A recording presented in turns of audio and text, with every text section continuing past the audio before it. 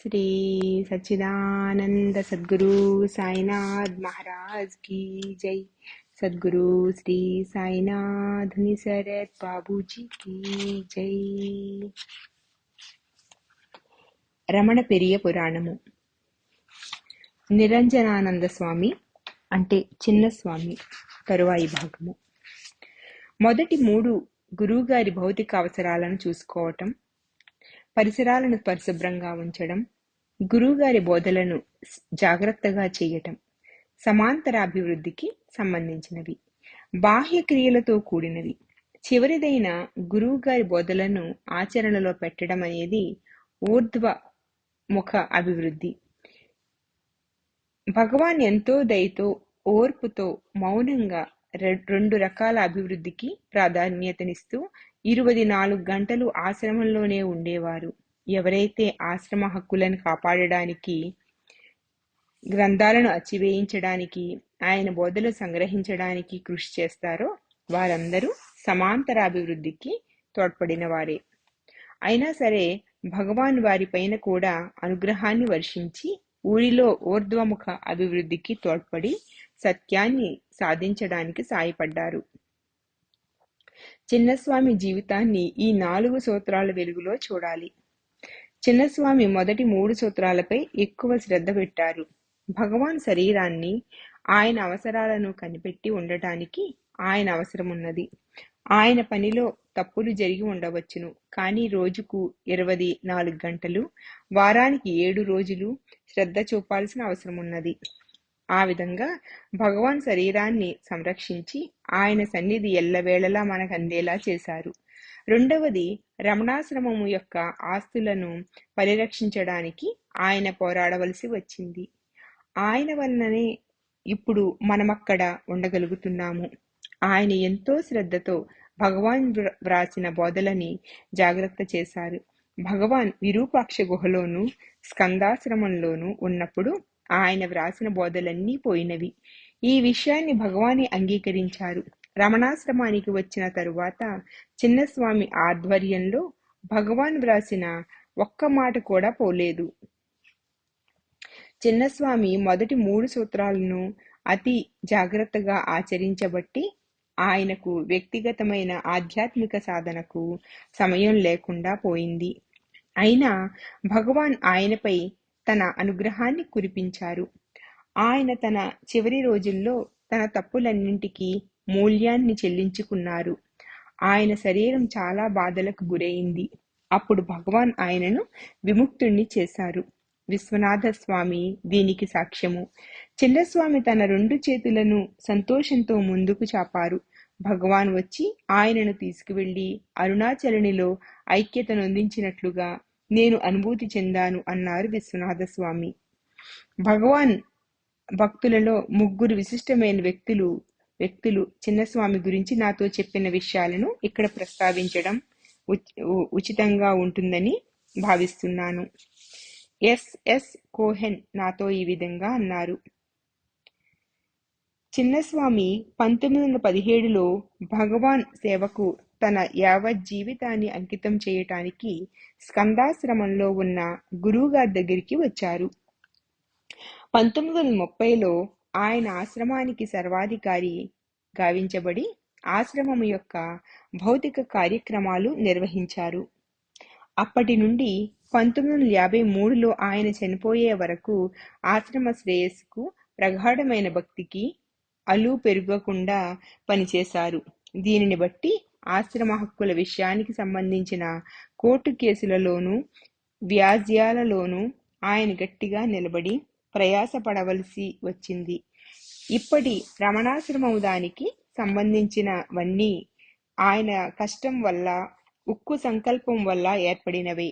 ఆయన ఆశ్రమ విషయాల్లో ఎంత జాగ్రత్తగా, ఎంత పొదుపుగా ఉండేవారో కుమారునికి ఆయనిచ్చిన సందేశం ద్వారా తెలుస్తుంది.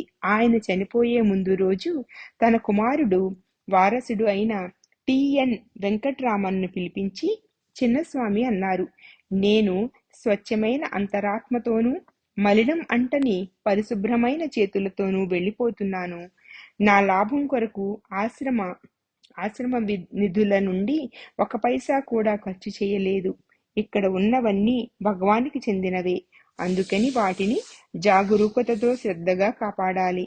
నీవు హృదయ స్ఫూర్తిగా మనసా వాచ రమణ భగవాన్ సేవకు అంకితమైపో.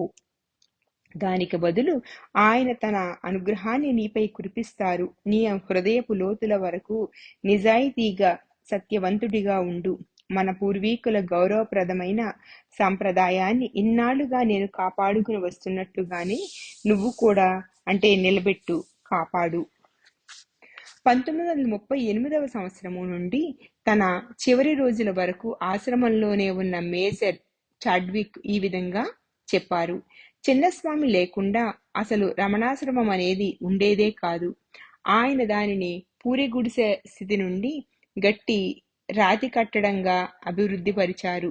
ఆయన ఉత్సాహంతో అలుపనేది ఎరుగకుండా కష్టించి పనిచేసేవారు.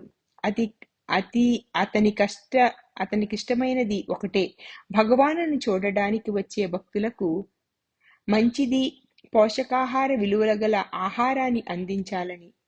ఆశ్రమ వాసులమైన మాకు యుద్ధంలో సైనికులు వాడే డాలులాగా రక్షణనిచ్చేవారు. కాబట్టి ప్రపంచం లోపల బయట జరిగే వాటినేమీ పట్టించుకోకుండా మేము ఏ ఆటంకము లేకుండా అంతరంగం సాధనలో మునిగిపోయాము. దాని ద్వారా భగవాన్ సన్నిధిలో ఉంటూ పగలు రాత్రి పరిశుద్ధత పొందాము. ఆర్థర్ ఆస్బోర్న్ ఎల్లప్పుడూ ఆశ్రమానికి వెలుపలే ఉండేవారు. ఎందుకంటే ఆయన తన కుటుంబంతో ఉండేవారు కనుక. చాడ్విక్ ఆశ్రమవాసి కనుక ఆయన యాజమాన్యాన్ని బలపరుస్తున్నారని ఆస్బోర్న్ అయితే నిష్కర్షగా చెబుతారని ఆయన అభిప్రాయం అడిగాను. ఆస్బోర్న్ ఈ విధంగా చెప్పారు: నాకైతే చిన్నస్వామి కంటే గొప్పగా ఆశ్రమాన్ని నిర్వహించే వారెవరూ ఉండరు అనిపిస్తుంది.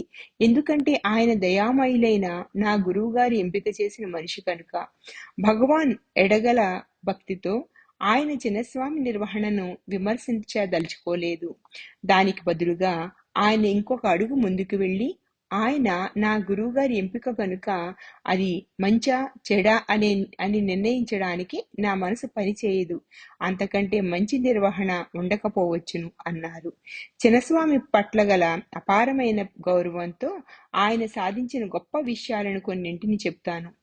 తిరుచుడిలో భగవాన్ జన్మస్థలం ఎంతో పవిత్రమైనది. అది వేలం వేయబడింది. చిన్నస్వామి మేనేజర్ కాగానే ఆ స్థలాన్ని తిరిగి సంపాదించి భగవాన్కు, ఆయన తల్లిదండ్రులకు ఆలయంగా మార్చారు. ఆయన దానికి సుందర మందిరం అని పేరు పెట్టారు. అది ఇప్పటికీ తిరుచుడిలో ఉన్నది.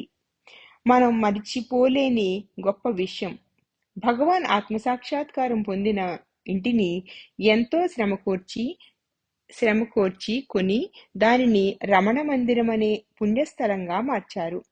మందిరం అంటే పవిత్రమైన స్థలమని అర్థం. ఆ స్థలాన్ని కొనుటకు ఆయన ఎంతో కష్టపడవలసి వచ్చింది. ఈ రెండు చోట్లు ఇప్పుడు భగవాన్ భక్తులకు యాత్రా స్థలాలుగా మారాయి. భగవాన్ అరుణాచలానికి వచ్చి 50 సంవత్సరాలు అయిన సందర్భంగా చిన్నస్వామి ఒక పెద్ద ఉత్సవం చేయాలనుకున్నారు. వేలాది మందికి భోజనాలు ఏర్పాట్లు చేశారు. ప్రపంచం నలుమూలల నుండి గొప్ప గొప్ప పండితులు వచ్చారు. గొప్ప సంగీత కళాకారులు ఆహ్వానింపబడ్డారు. భగవాన్ అరుణాచలం నుండి ఎప్పుడూ కదలలేదు కనుక ఆయనకు గొప్ప సంగీతాన్ని, ఆహారాన్ని వగైరాలను అందజేయాలని చిన్నస్వామి కోరిక. వీటిని గురించిన వివరాలు రమణాశ్రమ లేఖలలో ఉన్నవి. అప్పటికి నాకు 10 ఏండ్ల వయస్సు. వీటినన్నింటినీ నేను స్వయంగానే చూచాను కాబట్టి నాకు గుర్తున్నవి. నా దృష్టిలో చిన్నస్వామి సాధించిన గొప్ప విషయం ఈ స్వర్ణోత్సవ వేడుకలే. ఆయన ఆలయం నుండి ఏనుగును రప్పించి భగవాన్కు ఆలయ మర్యాదలు చేయించారు. ఆలయం నుండి ఏనుగును ఎందుకు రప్పించారు? అక్కడున్న అన్ని వేల మందిలో భగవాన్ అరుణాచలానికి వచ్చినప్పుడు ఆయనతో పాటు ఉన్న జీవి అదొక్కటే. అరుణాచలేశ్వర ఆలయంలో ఒక 1000 స్తంభాల మండపం ఉన్నది. అది చీకటిగా ఉండటంతో అందులోకి ఎవరూ వెళ్ళేవారు కాదు. అక్కడ ఒక ఏనుగు కట్టివేయబడి ఉండేది. అక్కడే భగవాన్ కూర్చుని ఉండేవారు. మొదట్లో కొందరి అల్లరి మూకలు భగవాన్ ధ్యానంలో ఉండగా ఇబ్బంది పెట్టేవారు. అందుకని ఆయన ఏకాంతంగా ఉండటం కోసం ఈ నిర్జన ప్రదేశాన్ని ఎంచుకున్నారు. ఆ ఏనుగు ఆ ఏనుగే తన ఏకైక తోడు అప్పట్లో అని భగవాన్ చెప్పేవారు. అది గుర్తుంచుకుని చిన్నస్వామి ఆ ఏనుగును రప్పించి దానిచే ఆయనను గౌరవింపచేశారు. 1949వ సంవత్సరంలో ఇంకొక భక్తుడు ఆ ఏనుగును మళ్ళీ తీసుకొచ్చాడు. ఒక అమెరికన్ భక్తుడు ఏనుగు భగవాన్కు వందనం చేస్తూ ఉండగా ఫోటో తీశాడు. ఆయన అమెరికా వెళ్ళిన తరువాత ఆ ఫోటో కాపీని పంపించారు. దాని వెనుక ఈ విధంగా వ్రాసారు: శరీరాన్ని ఎరుగని మహా అంటే పెద్ద ఆత్మ, ఆత్మనెరుగని పెద్ద శరీరము అంటే ఏనుగు భగవాన్. దీనిని చదవగా అందరూ సంతోషించారు. 1949లో చిన్నస్వామి అమ్మ ఆలయానికి కుంభాభిషేకాన్ని జరిపించారు. భగవాన్కు ఉత్సవాలంటే అయిష్టము గాని లేకపోయినా భక్తుల కోరికపై ఉత్సవంలో చురుకుగా పాల్గొన్నారు. ఆ ఉత్సవం 4 రోజుల పాటు చాలా చక్కగా నిర్వహించబడింది. వేలాది మందికి భోజనం పెట్టబడింది. ఉత్సవం పూర్తి అయిన తరువాత అది విజయవంతం కావడానికి తోడ్పడిన వారందరికీ బహుమతులు పంచారు చిన్నస్వామి. చిన్నస్వామి అంటే అభిమానించే ఒక బృందం చిన్నస్వామిని భగవాన్ సన్నిధికి తీసుకుని వచ్చి అక్కడ ఒక కుర్చీ వేశారు. హిందూ భక్తులు చేసినట్లుగా వారు ఆయన కాళ్లను కడిగి వాటిని పూలతో అలంకరించవలనని అనుకున్నారు. చిన్నస్వామి దీనిని చూడగానే కుర్చీలో కూర్చోవడానికి నిరాకరించి కోపంతో ఈ విధంగా అరిచారు: ఎవరైతే శరీర స్పృహ అంటే దేహమే నేననే భావం లేకుండా ఉంటారో వారికే పాదపూజ చెయ్యాలి. నాకింకా దేహాత్మ భావన అంటే దేహమే నేననే భావన ఉన్నది. ఆయన భగవాన్ వైపు చూపించి ఇలా అన్నారు: అందరికంటే ఉన్నతులైన భగవాన్ ఇక్కడ ఉన్నారు. ఇక్కడ భగవాన్ తప్ప ఇతరులెవ్వరూ గొప్పవారు కారు. భగవాన్కు చిన్నస్వామికి మధ్య ఉండే సంబంధాలను బయల్పరిచే సంఘటనలు కొన్ని ఉన్నవి. ఒకసారి భగవాన్ జన్మదినానికి ముందు రోజున సరుకులను నిల్వ ఉంచే స్టోర్ రూంలో సరుకులేమీ లేనట్లు గమనించారు ఆశ్రమవాసులు. వందలాది మంది అప్పటికే వచ్చి ఉన్నారు. చిన్నస్వామి ధైర్యం సడలిపోయింది. ఆయనకి ఏం చెయ్యాలో పోలేదు. అక్కడ డబ్బు లేదు, టైమూ లేదు, అంటే సమయమూ లేదు. ఆయన భీతి చెంది అటూ ఇటూ తిరగసాగారు. భగవాన్ భక్తులతోటి హాలులో ఉన్నారు. అర్ధరాత్రికి ఒక పెద్ద ఎడ్ల బండిలో సరుకులు వచ్చినవి. అందులో బియ్యము, ఆకుకూరలు, నూనె, కూరగాయలు మొదలగు వానిని దించి ఆ బండి వెళ్ళిపోయింది. ఆశ్రమవాసులందరూ నిద్రించారు. కూరగాయలు తరగడానికి గాని వంట చేయడానికి గాని ఎవరూ లేరు. భగవాన్ పరిస్థితిని అర్థం చేసుకుని తన చేతి కర్రతో నిద్రపోతున్న ఆశ్రమవాసులను మెల్లగా తట్టి లేపారు. వారితో ఇలా అన్నారు: అక్కడ చిన్నస్వామి వేడి పాలలో మూత పెట్టి కాల్చుకున్న పిల్లిలాగా కొట్టుకుంటున్నారు. మనం వెళ్ళి కూరలు తరుగుదాం పదండి అన్నారు. భగవాన్ భక్తులు కలిసి కూరగాయలు తరిగి మర్నాటికి వంటకాలను సిద్ధం చేశారు. ఆ జన్మదిన వేడుకలు ఘనంగా జరిగినవని వేరుగా చెప్పనవసరం లేదు. పాల్ బ్రంటన్కు, మునగాల వెంకట్రామయ్యకు, చిన్నస్వామికి మధ్య ఏదో వైరుధ్యము ఉండేది. దానిని గురించి నేను వివరిస్తాను. హాలులో జరిగే సంభాషణలను రికార్డ్ చెయ్యనీయకుండా పాల్ బ్రంటను చిన్నస్వామి అమర్యాదగా నిరోధించినట్లు రాయబడుతుంది.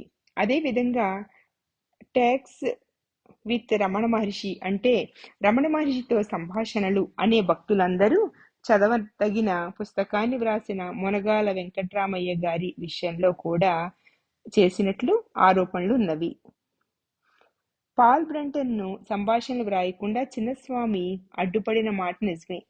అది ఎందులకంటే భగవాన్ సన్నిధిలో సంభాషణలను నోటు చేసుకుని వాటిలో భగవాన్ పేరునైనా వ్రాయకుండా ఆ పుస్తకాలను అమ్మటం ప్రారంభించారు పాల్ బ్రెంటన్. అంతేగాక తన పుస్తకంలో తన పుస్తకం వల్లనే భగవాన్ ప్రజాదరణ పొందినట్లు ఆయన వ్యాఖ్యానించారు.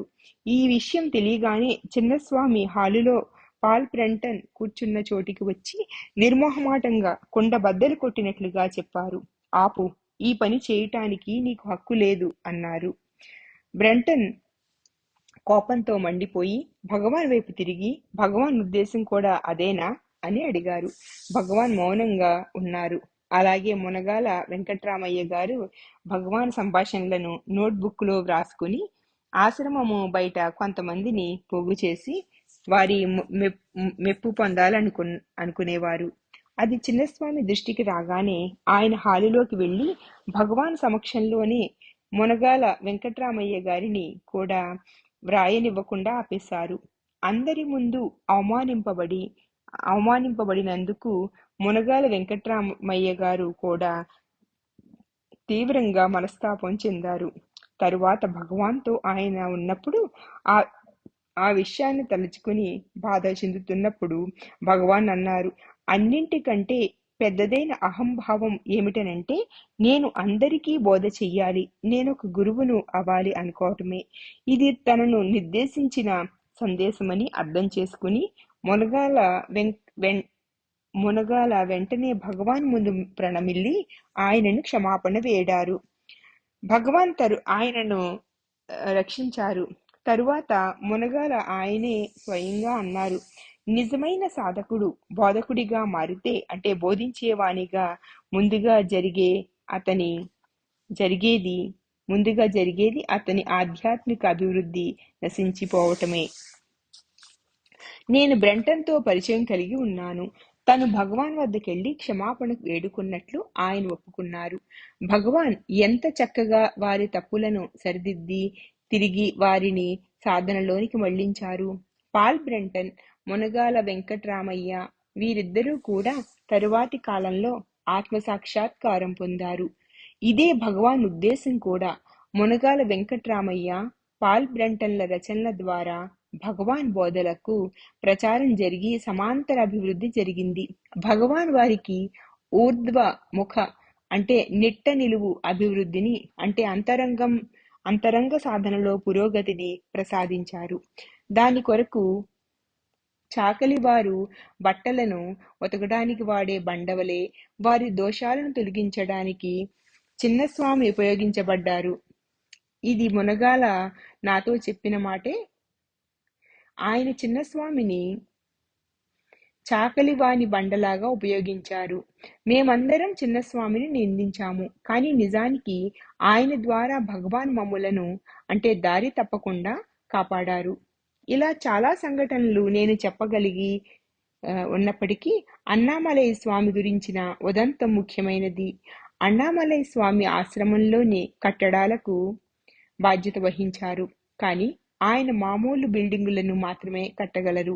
చిన్నస్వామి ఆలయ నిర్మాణానికి పూనుకున్నప్పుడు దక్షిణ భారతదేశం మొత్తం నుండి ప్రత్యేక కళాకారులు అంటే శిల్పులు రప్పించబడ్డారు. నిర్మాణం మొదలైన తరువాత ఒక సాంకేతిక సమస్య తలెత్తింది. దానిని అన్నామలై స్వామి తొలగించలేకపోయారు. అయినా తన ధోరణిలోనే పనులు సాగాలని ఆయన అనుకున్నారు. ఆలయ శిల్పులు చిన్నస్వామి ఆయనతో ఏకీభవించలేదు. అందుచే ఆయనను వెళ్ళిపోమ్మని చెప్పారు. అన్నామలై స్వామి తరువాత నాతో ఈ విధంగా చెప్పారు, బాహ్యంగా చూస్తే చిన్నస్వామి నాతో పోట్లాడి నన్ను వెళ్ళగొట్టారు, కానీ అలా జరగటం నాకు అవసరమేనని తరువాత నేను గుర్తించాను. అలా జరగకపోయినట్లయితే నా జీవితాంతం వరకు ఆశ్రమంలో బిల్డింగులు కడుతూనే ఉండేవాడిని.